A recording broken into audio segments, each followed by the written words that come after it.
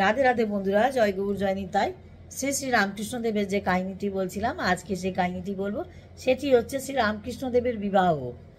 শ্রী রামকৃষ্ণের বিবাহ। কামারপুকুরে চন্দ্রমণির কাছে খবর পৌঁছালো যে তার ছেলে পাগল হয়ে গিয়েছে, কাজকর্ম করে না, দিন রাত শুধু মা মা বলে রঘুবীর রঘুবীর বলে কাঁদে। চন্দ্রমণি ব্যাকুল হয়ে শ্রী রামকৃষ্ণকে কামারপুকুরে আনালেন। ভাবলেন ছেলের বিয়ে দিই, তাহলে শান্ত হবে, সংসারে মন বসবে। বিয়ের কথায় শ্রী রামকৃষ্ণ আপত্তি তো করলেনই না, বরং বললেন জয়রাম বাটির মুখুজ্জেদের বাড়িতে খোঁজো, সেখানে কোণে কুটো বাঁধা হয়ে আছে। কুটো বাঁধা হয়ে আছে মানে আগে থেকেই ঠিক করা আছে। সত্যি সেখানে কোণে পাওয়া গেল। জয়রাম বাটির রামচন্দ্র মুখোপাধ্যায়ের 5 বছরের কন্যা সারদামণির সঙ্গে 24 বছরের শ্রী রামকৃষ্ণের বিয়ে হয়ে গেল। চন্দ্রমণি গরিব, বৌমাকে গয়না কোত্থেকে দেবেন? লাহাবাবুদের বাড়ি থেকে গয়না ধার নেওয়া হলো, বিয়ের পর ফেরত দেওয়া যাবে। তাই দিয়ে সাজিয়ে সারদা দেবীকে কামারপুকুরে নিয়ে আসা হলো। গয়না ফেরত দিতে হবে, চন্দ্রমণি ভেবে আকুল। এটুকু মেয়ের গা থেকে কোন প্রাণে গয়না খুলবেন? তা কি আর হয়? তা শ্রী রামকৃষ্ণই সে ব্যবস্থা করলেন। রাত্রে সারদা দেবী ঘুমালে তার গা থেকে আস্তে আস্তে সমস্ত গয়না খুলে নিলেন। শ্রী রামকৃষ্ণ সারদা দেবীকে পরে অনেক গয়না গড়িয়ে দিয়েছিলেন। সীতা দেবীকেও যখন দেখেছিলেন, তিনি তার হাতে ডায়মন্ড কাটা বালা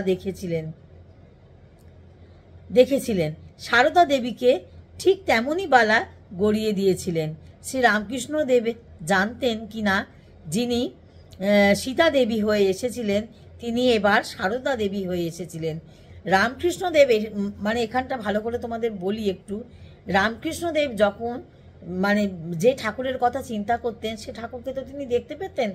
তিনি যখন সীতা দেবীকে দেখেছিলেন, তখন তার হাতে, সীতা দেবীর হাতে ডায়মন্ড কাটা বালা দেখেছিলেন, ডায়মন্ডের বালা দেখেছিলেন।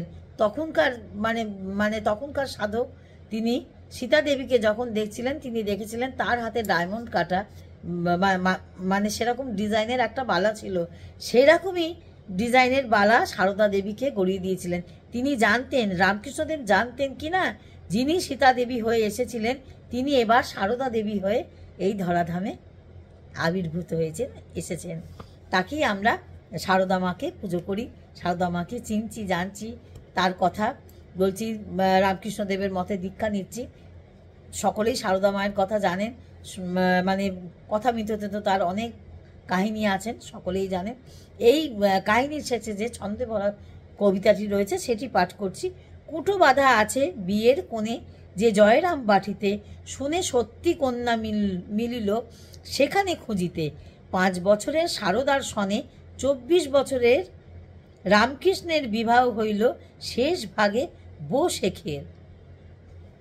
বুঝতে পেরেছ? 5 বছরের মেয়ে আর 24 বছরের ছেলে। এখনকার দিনে কি আর ভাবা যায়? চিন্তার বাইরে।